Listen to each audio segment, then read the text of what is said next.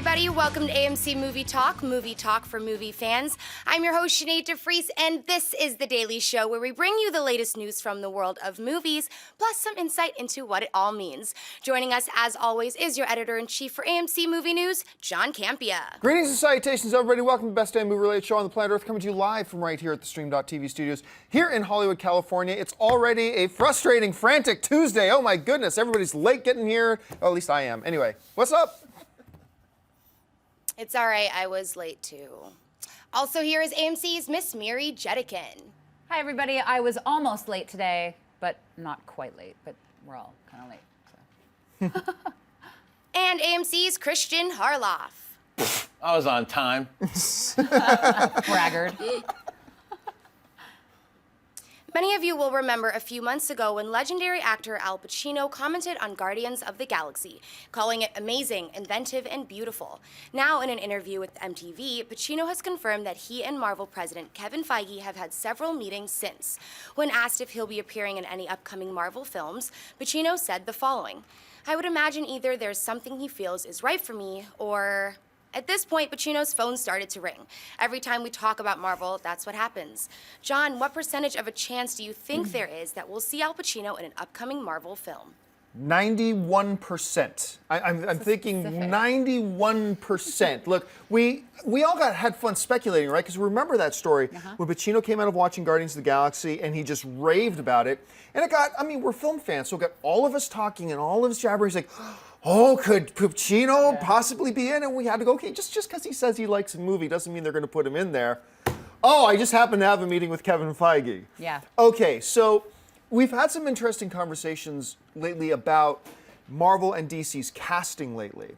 Because, you know, especially with Suicide Squad coming out, right? And we got Will Smith, and we've got Tom Hardy, and we got Jared Leto, we got like, heavyweights, but then it makes us reflect on the casting, the people that Marvel's had there, whether it's Robert Redford or Gandhi or, you know, Academy Award winners and all the way across the board, right?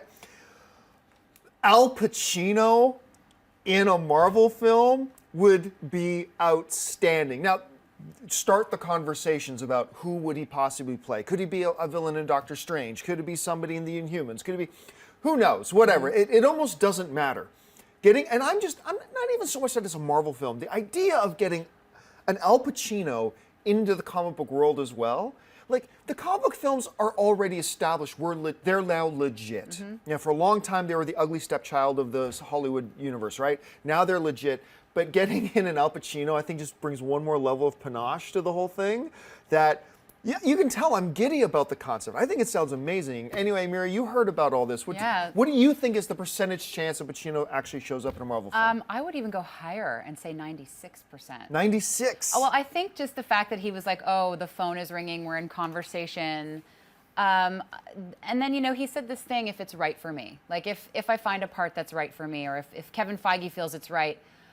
The Marvel Universe is so gigantic, and there are so many wonderful, rich characters. I can't imagine there isn't one that Al Pacino can, you know, I can't imagine there isn't one he could play or could not play. It's a double negative, I apologize. But I just think, like, there's guaranteed to be a character that's right for him, if not more than one, if not many. So I feel like it's kind of a done deal, because I don't think Kevin Feige would pass up the opportunity to work with Al Pacino just creatively in this world, because he's such a wonderful actor, as we all know.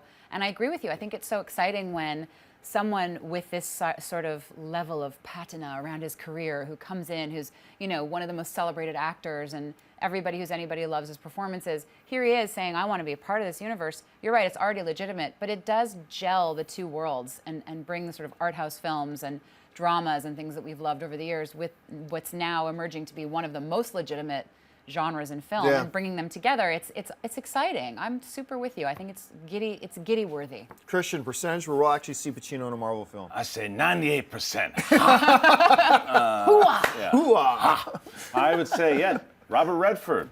Yeah. Okay, how about him? How about Michael Douglas? His generation Michael already Douglas, doing these movies. So, yeah, I think it's going to happen. And let's not forget, he did Jack and Jill. Why not do Marvel movies? He's done some stinkers. And, well, because, you know, this is also what this Marvel and the comic book movie genre is able to do now for people of his level. He's one of my favorite actors of all time. So he hasn't had a good movie in a very long time.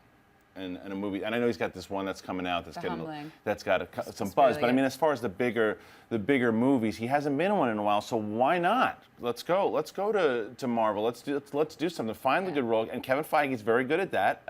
Let's put talent in a good spot. Not just put him in there because hey, we got Pacino. It's like no, we got a Pacino as.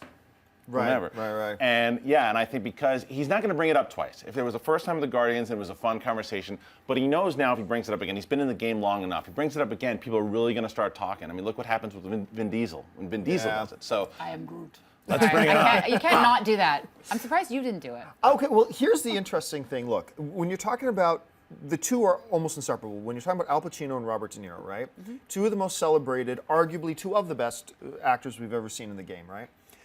But to be fair and to be honest and to be objective, sit back. The last 15 years or so, both of these two giants oftentimes have phoned it in and appeared in some very questionable things and turned in some questionable performances too. At the same time, both of them have. And yet, it feels like when either of them, De Niro or Pacino, want to show up, it's like, oh, don't you forget who I am. Silver Like, do you Linings remember, Playbook, what right? was it, 6 years ago? I keep bringing this film up. If you have a chance to watch this one film, watch it. But 6, 7 years ago, Pacino played Shylock in The Merchant of Venice. Yeah. It is in my personal top 10 greatest performances of all time. It was one of those reminders that he is Al Pacino. And that's because he was so invested in the role, too. I mean, Yes. you're absolutely right, because I remember even watching the making of that and how invested he was. And he knows what this is. He knows what Marvel is. Like I said, he's one of the smartest guys out there and one of the most talented guys out there. I think we're going to see him. I think it'll happen. Yeah, and honestly, I think if you asked me to put together a wish list of what actor who has not been in the comic book movie universe that I would really want to see, Al Pacino would probably be number 2. He would be my number, like Daniel Day-Lewis, who I've grown to believe he's probably the greatest actor that the film business has ever seen. Right after him, I'd have Al Pacino, and so it's like, yay! I'm very excited. Which means we're one step closer to Daniel Day-Lewis. Which makes one step closer to Daniel Day-Lewis as an Inhuman. Okay, what's next? The upcoming Pixar film Inside Out is heading to AMC theaters for a July 19th release date, and they've just added 2 more voices to the film. According to the USA Today, Diane Lane and Kyle MacLachlan will voice the parents of the main character, 11-year-old Riley. Academy-nominated actress Lane is currently playing Martha Kent in the DC Cinematic Universe, while MacLachlan can currently be seen in Marvel's Agents of S.H.I.E.L.D. Christian, what do you think of the additions of Lane and MacLachlan? I love it. I mean, because of this movie, I have not been as excited for an upcoming Pixar film like I am for this one in a very long time. It reminds me of the old school show Herman's Head. Yeah. Right. It's got that feeling, but it actually has that fun. I was able to see at D23 2 years ago. They showed a little bit of this, and they didn't have all the animation done yet, but from what I saw, incredible, a lot of fun, and to add voice talents like these two. It just shows that, okay, we know what we want, we know the kind of level we want, we know the type of talent we want, and it's not gonna take people out of it because it's so recognizable. They're talented actors, they're stars, but not to where it just takes you right out of the movie because you're listening to, oh, that's Jennifer Lawrence's voice. You know what I mean? Yeah. Right. So I think it's really great. Can't wait to see more and more of this property. Mary? Yeah, I agree. I know we got like a tiny first look. I think we talked about it on the show, and it was really not a lot. But even that little tidbit, I agree with you, looked so great. Just the concept of being inside an 11-year-old girl's mind is all these different emotions. And from what I've read, Pete Docter, the director who also did Up, which is one of my favorite Pixar films, and I think he did Monsters, Inc., he said that the parents also have their own kind of emotional voices, but because they're older, they're a little bit more subdued, and they needed to be more grounded in reality. And who better to do that than particularly Diane Lane, who's one of the most real, kind of intimate, kind of close actors. Whenever I watch her, I feel like I'm right in the room with her. So I think she's great.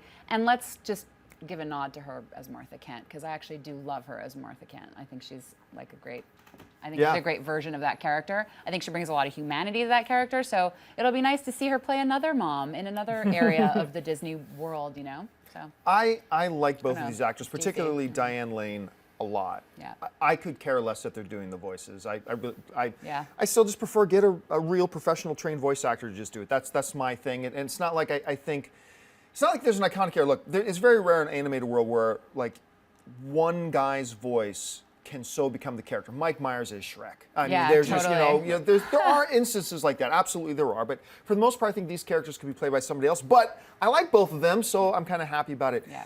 I will go right along with what you were saying, Christian, about I can honestly say, other than an Incredibles 2, I don't think I've ever been more excited for any animated movie ever.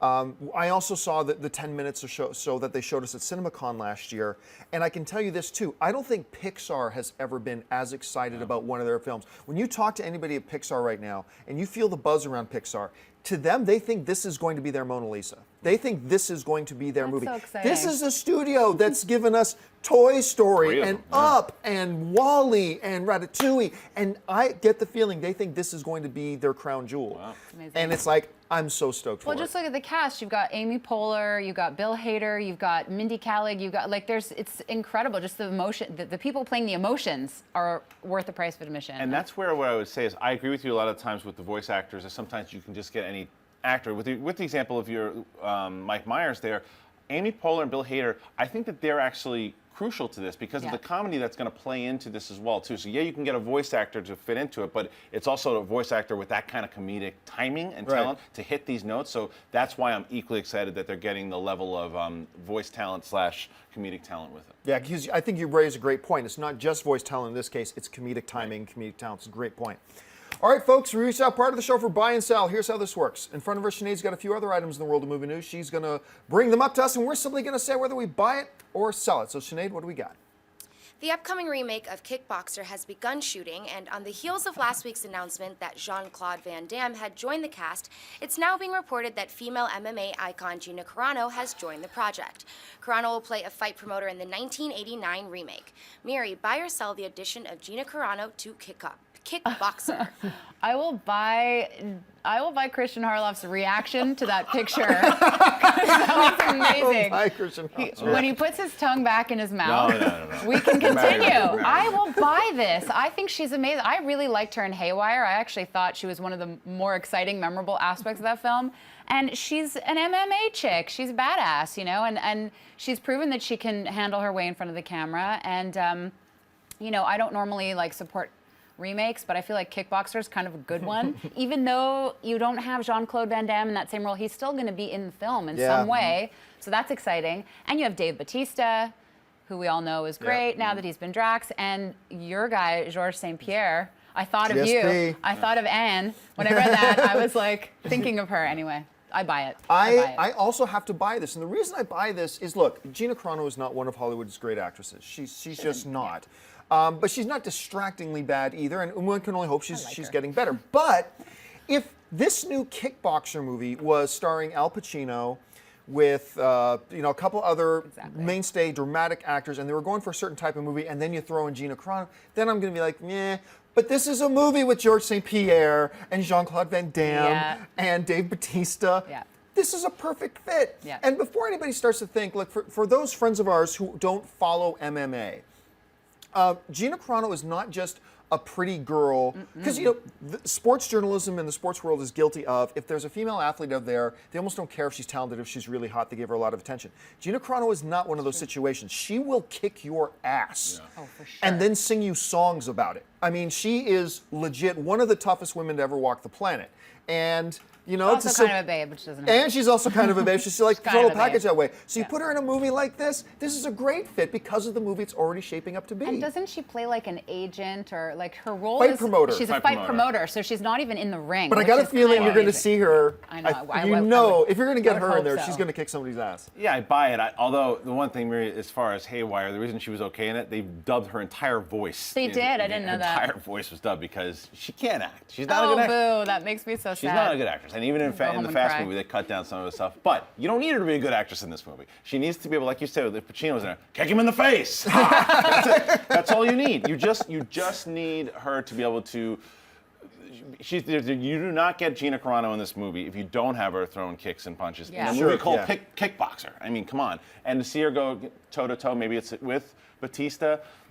I don't know. That could be fun. And she's just someone that I wish would be able to make. There are tons of actors. And I know it's two different cases here, but look at someone like Channing Tatum. Yeah. Always, Chatting Tatum. Channing Tatum, I call him. Channing Tatum. He's very talkative. Yeah, chat. Channing Tatum was a guy who, was a dancer and was able to really push himself up to a place. I think that it was close enough in Foxcatcher where if he was thrown around for an Oscar, possible. I would like to see her go down that route. I'd like to see her commit as hard as she did in MMA to acting, because she's got the look. She could be a great, but she just doesn't have the chops yet. But, like I said, I buy her in this movie as a promoter, sure. All right, what's next? A new trailer for the upcoming Julianne Moore film, Still Alicia, has hit the web. The movie is described like this. Still Alicia follows Moore's Alice Howland, happily married with 3 grown children. Alice is a renowned linguistics professor who starts to forget words. When she receives a diagnosis of early onset Alzheimer's disease, Alice and her family find their bonds thoroughly tested. Her struggle to stay connected to who she once was is frightening, heartbreaking, and inspiring. John, buy or sell the trailer for Still Alice? Huge buy. Huge buy. I'm going to tell you right now, and by the way, the movie's awesome. The Oscar for Best Lead Actress this year is going to come down between Rosamund. I think the final 2 are going to be Rosamund Pike and Julianne Moore for Still Alice. This is, and you know what? This brings up a point about Julianne Moore. I think we might have mentioned this about a year ago. Julianne Moore is just constantly excellent. Yep. She's just constantly excellent. She's never not excellent. And I think when her career is done, and we all look back, and we'll all be in our 80s and whatever at the time, and we all look back, I honestly think Julianne Moore's name belongs up there, when it's all said and done, belong up there with Streep, with all the other greatest actresses of all time. She will be known, maybe not on the Mount Rushmore of all-time greatest actresses, but maybe she will be in that conversation of one of the greatest we've ever had in the business. This movie highlights that. When you get a chance to see it, and I think the trailer does such a great job of selling what the story is and what you can expect out of it. And one other thing about the trailer, I should throw this in there too, is that Twilight girl. Kristen Stewart. Kristen Stewart, right? She's terrible. But I think what happens is when you get an actress an actor or an actress who hasn't shown much, but you think has potential, throw them into deep water with an icon. And then let's see if they get elevated, or let's see if they just sink out of memory. I think she's elevated in this. I think she elevates in this. Not to the point that I would, start casting her as the lead in all my stuff, but I think you see a definite difference in Kristen Stewart in this movie because she's acting alongside of Julianne Moore that we've not seen her have the opportunity to do because she's been working with other like-minded stiff people, in other things. So this is a great trailer all around for me. Buy it. Christian? Yeah, I buy it as well, and I think that you're absolutely right about Julianne Moore. I think it's going to be between her and Reese Witherspoon, honestly, and for Wild as well. But I think Julianne Moore will be probably going to win. I haven't seen the movie yet, but from what I'm hearing, what this trailer is showing so far, and I agree also with the stories, you're going to know, just from this trailer, the tone and the hardship that she's going to go through in this film. And in regards to Kristen Stewart, I also agree that when she elevates herself when she puts, she was also really good, even though in Adventureland I thought she was good, and there was a movie she did with James Gandolfini. I didn't like her in Adventureland. You didn't like her in that? No, she never smiles. But besides that, I think that what Julianne Moore does, it doesn't matter if it's Kristen Stewart, it doesn't matter if it's William H. Macy, whoever it is, she elevates who she's such a giving actress, and she commits, and just from that still that we're looking at right there, everything that's going on in that woman's head. You can feel it, you feel the emotion, you certainly feel it in that trailer. It's a big buy for me. Right.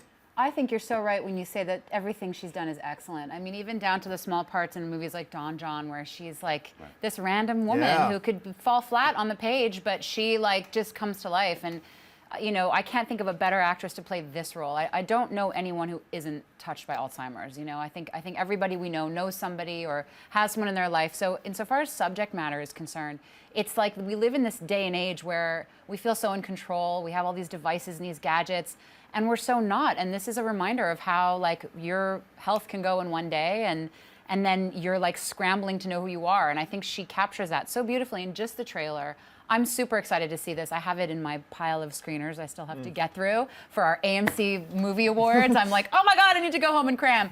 But I fully buy this. I think she's going to bring so much humanity to it, and I definitely agree. There's huge Oscar buzz around her performance already, so buy. And as a sports fan, if any of you are sports, you often talk about the great athletes are the one who makes the other ones around you better. Yeah. And we talked about Julianne Moore elevating people. Even Mark Wahlberg points back to working with her in Boogie Nights as saying, that was the moment for me. He goes, I was working hard, but it's when I worked with her. But look at her in a film like The Kids Are All Right. Yeah, she's great in Whenever that, she's too. on a screen, even the kid actors, she finds a way to bring the best out of everyone else around her. She brought the good out of Stallone in Assassins. I think you're right too about like how she's kind of like Meryl Streep, because Meryl Streep had this ability to make people really want to just root for her and be there for her in the audience, and I think Julianne Moore has that quality too. She's just wonderful. All right, folks, to reach that part of the show for Mailbag, listen, if you've got a topic or a question you'd like us to address on the show, you can email us anytime at amcmovietalk@gmail.com. Now, at the end of the show, we're going to try to get some of your live questions. So if you're watching us live right now, tweet in some questions to @AMC Movie News. But for now, let's get to the mailbag. So, Sinead, what do we got? Toro Hill writes, hey guys, big fan of the show and want all you guys bring to the table every single week. My question is simple. Why is Cinderella Man so underrated? Not just as a sports film, but as a film in general. Russell Crowe was excellent in the film, along with Renee Zellweger. It just shocks me that it was never given the recognition it truly deserved, and I am reminded of that every time I see it. Thanks, guys, and stay bringing it as always. Cinderella Man is so good that when the opening weekend box office didn't so well, the studio did something I have not seen a movie do, nor have I seen a movie do since. They put a money-back guarantee on it. And they had a thing where you go to see Cinderella Man, if you walk out and you honestly say you didn't like it, we'll give you your money back. And you couldn't honestly come out of that movie and say it wasn't good. It was an excellent movie, and by one of the greatest actors working today. I had ranked at #1 for a long time, Russell Crowe. Yeah, he's great. I think there are two reasons why I think the film didn't do so well. Number one, it had a limited audience to start with, being a period piece and a boxing movie and stuff like that. They can still be big blockbusters, but it's not a movie that was built to be a blockbuster anyway. Right. But I think more importantly is, at that time, for the most part, film fans have gotten over this, but at that time, people were kind of sick of Russell Crowe. There was a lot of off-camera stuff going on with throwing telephones at reporters and the thing with Meg. Remember the Meg Ryan yeah, that was thing? big. And, he was doing some country music albums and he was cursing Great out album. a lot of people. I think there was just a lot of stuff. And, he just won the Academy Award too. And so there was a lot going on at the time that the general disposition towards Russell Crowe was very sour. And I think that had a big part to do with people just going, not interested in this. But, if I had the definitive answer for why it didn't do well, I would be vice president of Warner Brothers Studios right now. And Christian? I think the biggest problem, I remember because I was so excited. I am a boxing fan, and it was the next movie that they were doing together after Beautiful Mind, I believe. Right. So I was very excited to see this movie, and I remember saying after why I thought it did bad was because it came out in summer.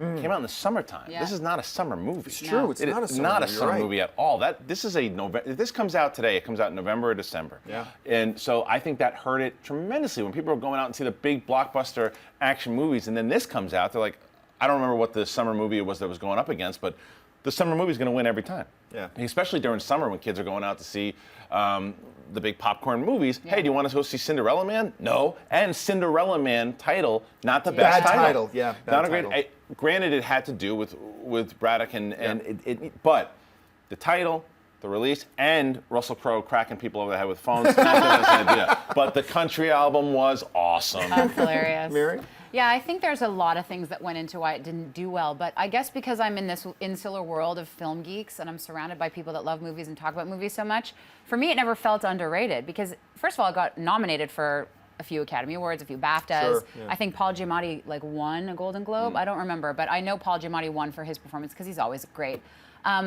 It is underrated in the sense that it came out 10 years ago. It didn't do that well at the box office. I don't think it's faded into obscurity. I think people still talk about how it is one of the greatest sports movies ever made. I think it is. I think it's in a top 10 list for sure. I just think that maybe because it didn't do well for all the reasons we're talking about, it has kind of slipped out of the mainstream conversation about sports movies. But that doesn't mean it's underappreciated necessarily. It just means that it's not in the forefront. So it's kind of like maybe because I'm in this world where people always talk about it and it has come up, I'm like, really? underappreciated, but I guess it is. I guess people forgot about it, which is sad. Go All right, see it. What's next? Lee writes, I was just curious regarding the AMC crew's recent set visits regarding MCU movies. With Christian going to see Ant-Man, Schnepp to Age of Ultron, Amy Rose to Guardians, and Mr. Campia to the Phase 3 announcement, do you think this creates a conflict of interest when you guys are judging Marvel news? I can't think of the last time anyone on the show sold something pertaining to the MCU, and I just wondered if that's because there might be a worry of not being invited to sets and announcements in the future. Thanks in advance, and bring on the filthy. Hey, fair question from the outside looking in. Okay, the question though makes an assumption, and the assumption is going to set visits and going to press junkets and going to announcement events is a big deal that we love doing. I'm going to tell you right now, I don't give a rat's ass about set visits. I really don't. I don't even like press junkets. As a matter of fact, the only reason AMC Movie News still does press junkets or interviews of any type is because my right-hand man, Amy Rose Eisenbach, and my other guy, Justin, in Kansas, who recruited me to work with AMC in the first place, keep pleading with me and making the case that we should still do celebrity interviews, we should still do set visits, and we should still do this. Because if I didn't listen to the people around me, would just cut them off completely. I don't care about them, and here's why I don't care about them. Because I don't believe you care about them. My constant mantra with AMC Movie News is what do the AMC Movie News viewers want? And we have an interview up right now on our AMC Movie News channel. It's on our front page of Interstellar with the defending, reigning, acting champion, Matthew McConaughey, talking about Interstellar, 6,000 views. Yeah. Yesterday's AMC Movie Talk is going to, overnight had 40,000 views. It's just... And so I don't care about them. So when the opportunity comes up, and I'm going to tell you this completely honestly, when Marvel calls us and they say, hey, do you want to cover this red carpet for this movie we're doing? Or they call us and they say, hey, do you guys want to visit this set? Go to the Avengers set. Quite honestly, 75% of the reason I say yes is for them. So we'll give the movie coverage. I don't care about set visits. I don't care about celebrity interviews. I don't care about any of that stuff because I don't think our viewers necessarily care. However, what I do like, when I think it's really cool, and what I think our viewers do really like, is when they come in here. Like we had Antoine Fuqua from The Equalizer in here. I think our viewers really dug that. We had Chris Pratt and Kevin Feige and James Gunn in here talk about Guardians of the Galaxy. I think they like. We had Sebastian Stan, the Winter Soldier from Captain America, come in here. I think our viewers like that. But for all these other things, I personally don't care. And so when they come up, I know that it would be a really cool experience. So I can go to a John Schnepp and say, Schnepp, how would you like to go to London and cover the set visit for Avengers? And he gets to go do it. Or I get to say to Ashley, how would you like to go cover a set visit for Jungle Book? And she does it, and it's really fun. But as far as I go, I don't care about these things at all. I'd rather just talk about movies than go to set visits. So it really doesn't create a conflict of interest for us because I don't care. Anyway, Mary. Well, I've been with AMC for a while now. I have not covered any Marvel stuff.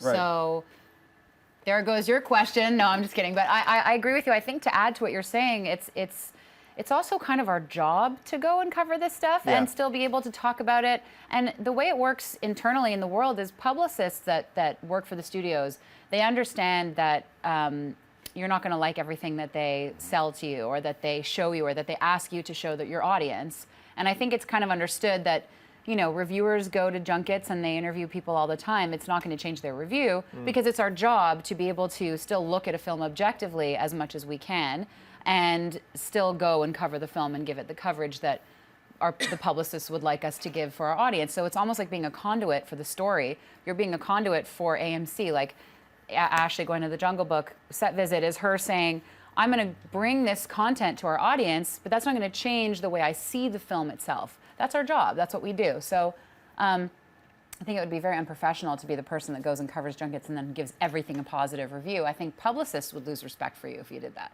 Which isn't to say that I think Marvel has done a lot of great stuff. I don't think we promote it or push it or say we buy it because we're trying to get in with Disney or Marvel. I think it's because we actually legitimately like what they're doing. Yeah. And if we didn't, we would say so. And the concept that, you haven't heard us sell anything, well, a lot of us on the team did not like Thor 2. I was one of them, but a lot of the AMC Movie News team didn't like Thor 2.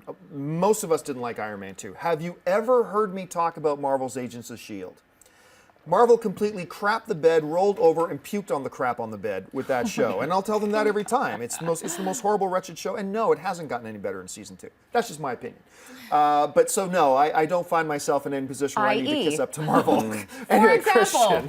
What can I? Next topic. What do I need to say about it? No, I mean, for me, it's I agree with Marvel right now in general. With the examples that you just brought up, there's a couple things here and there. I actually did like Thor 2, but there are some things. So did I actually. When Peyton Reed was originally announced, and when Adam McKay, I think that when we were talking about that, I was like, sell. I don't need a comedy guy. I have changed my opinion on that just from developments that have just happened. It has nothing to do with set visits. It's things, as you read and as we are in this business, we hear more facts. Yeah. We see more things. We hear more interviews. Of that Evangeline Lilly thing comes out too. Yeah. Has nothing to do with set visits. You hear about about what people on a set are saying. You go, okay, they're starting to win me over now. So there are certain times that I don't think it's influence. And going on to your honesty, the reason this show is so popular is because of honesty. Yeah. And the fans eat the honesty and know this. Tell me exactly what you feel. And the studios pick up on the fan appreciation because you're being honest. They would not invite you to set visits if you didn't have the fan appreciation for being honest. Yeah. So that's it. All right, what's next? Andy writes, hey AMC, we all know Roberto Orci left the new Power Rangers movie because of the scheduling conflict with Star Trek 3. Now, since he's out of Star Trek 3, will he possibly go back to Power Rangers? It's like, let's go into a fantasy alternate universe, right? Me and Miri have a date for Saturday night. We're gonna go see, we're gonna go see Inherent Vice, okay? And then I go to Miri, I go, you know what, Miri, I know we had plans, but I need to brush you off because I'm gonna go instead with Ashley. I'm taking Ashley. See you later. And then I get together with her, and then Ashley goes, you know what, John? I've changed my mind. I don't want to go with you. Okay. Hey, Miri, you want to go see Inherent Vice after all? That's kind of, I feel like, what's going on. I'd still go. I want to see the movie. Yeah. And that might happen, actually. I feel like I'm going with you or without you. Yeah, but that situation might happen. But that's the Roberto Orci situation, right? It's Yeah, like, that's what I mean. hey, Power Rangers, I got this better offer over here. Oh, now you're dumping me? Hey, Power Rangers, I mean, it wanna get might. back Who together? knows, right? Well, that's what I mean, though, is because I think because with Power Rangers, we don't know who else is knocking on the door, or who else has said no thanks, as opposed to, well, look, Orci's available now. Yeah. We didn't have him before, but now with the Star Trek thing, Not that he was ever on to direct the film, right? He was on to produce. I think he was on to just produce it, Right, but right. maybe there's some kind of deal now that can be made with him, or maybe he just goes back there in general to write and produce. Whatever it is, he's available now. So I don't think you play the girlfriend analogy there. If you're that studio, if you can get him and you wanted him in the first place, you'd suck it up and you go, okay, great, you're available now, let's make it work. And it's a dollars and cents thing, right? It's not about ego or pride. I mean, they just are like, we want Roberto Orci's name attached to our project. We don't care if he said no once. I mean, I have a feeling that if they want him to do it and he's willing to do it, they'll do it. I guess this raises an interesting question too, because I like Roberto Orci, but I have said I don't think your first directorial debut should be with a massive multi-$100 million project like Star Trek. I don't think that's the first film. Power Rangers reboot, Different story, right? I agree. Because you used to talk about expectations. Right. Yeah. Different expectations for Power Rangers? There's not really a lot of expectations. There's an audience there. not There's good a ones. clear fan audience for this movie, for sure. Maybe not us because it was a little bit past our generation, but there is a generation looking forward to this property. But there's no big movie like it before. It's not a third film. Yeah. It's not a third film. It's a brand new one. So he can take his vision to it. Maybe the prep that he did for Star Trek 3, and maybe use that experience now and get some other help. It's a bigger production with Star Trek 3 because third movie, And huge following expectations. Up, you're following up J.J. Huge Abrams too. expectations. It's like so. J.J. Abrams is that boyfriend you don't want to follow. If you go into the dating situation here. So this one, there's no one there. It's the first time the girl's getting asked to the prom, so ask her. All right, well, folks, we are almost out of time here, but I did say we'd take a couple minutes for your live Twitter questions. We'll try to rapid fire through them, so let's do 3 of them really fast. Sinead, what do we got? All right, at Vasily Tate says, hey y'all, I tune in from home or work every day. Do you think Matt Damon is too late to return to the Bourne franchise? Never. No way. No, Never. not at all. Sign him up. That is travesty. Never. He That's my still answer. looks good. He still moves good. He still acts good. Yeah. Is I think- Harrison Ford too old to go back to Han Solo? Never. No. See? Never. No, he's good. He's good. All right, what's next? At Kenneth Colton asks if we think Jake Gyllenhaal is a lock for at least an Academy Award nomination for his performance in Nightcrawler. I would. if I were the voting guy, I would put him in my top 5. But this year It's has so quickly crazy this year. It has turned into last year all over again, Oh my where Tom God. Hanks got nudged out. I know. It is so the best actor category this year is so packed that. Yeah. Not only will I not be surprised if Gyllenhaal doesn't get nominated, I have no reason to complain if he doesn't get nominated. I would like to see him get nominated, So but would I I. don't know He's that he brilliant. will. I in would it. too, but it's definitely not a lock. There's Yeah, so it's many. not a lock, for sure. Cumberbatch, Eddie Redmayne, Michael Keaton, Yeah. Steve Steve Carell. Carell, I mean, yeah. it's insane how many people are this year. So Yeah. if someone gets snubbed, it probably will be him. I hope it's not because he was Lou incredible. Bloom, what a creepy character. Yeah. Anyway. Oh, so Yeah. good. Like, seriously, you play that so well. That's great. All right, last one. At I don't know, some guy says, why do modern action movies rely on that disorienting shaky cam thing? Isn't it always better when you can see the action clearly? Yes. I hate I the blame shaky Michael cam Bay, thing. maybe. I don't know if you know the shaky cam. You know No. who did shaky cam? You know, Greengrass. yeah, Yeah. Greengrass is the one example Black where I Hawk actually Down. thought it worked, but the one like it ruined the first Hunger Games for me. Like it's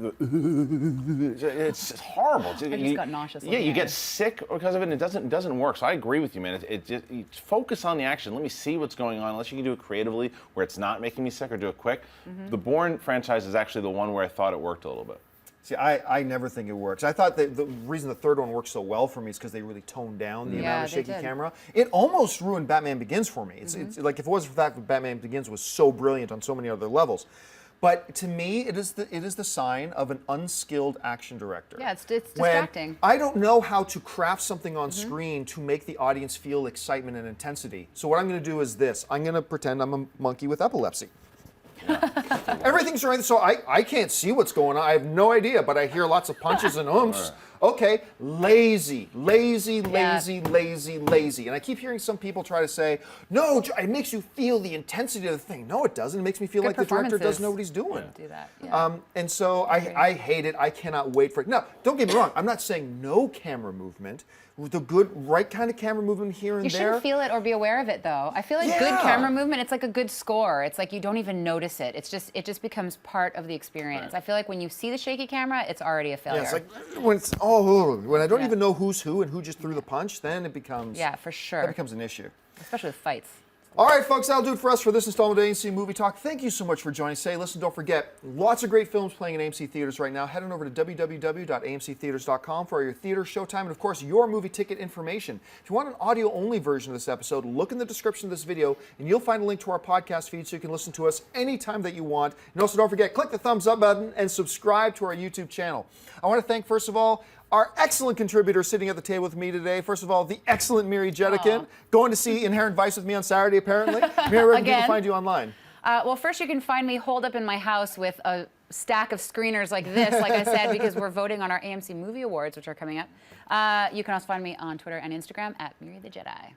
The other excellent contributor today, Mr. Christian Harloff. Christian, where can they find your most excellent self online? Whoa. It's easy enough to find me at Twitter at Christian Harloff, same as Instagram, and find me Friday night, AMC live show, 6 p.m. PST. I should probably mention that. I'm glad you brought that up. We're having our 100 million views celebration event party and live broadcast here on Friday night. Make sure you check back here. I actually put up on my Facebook page. There's a link up on my Facebook page right now to the live events with a countdown clock going. So please, if you can, tune in for that. I also want to thank our excellent host today, Miss Sinead DeFries. Sinead, where can people find you online? I am on Instagram and Twitter at Sinead DeFries and at that'ssosinead.com.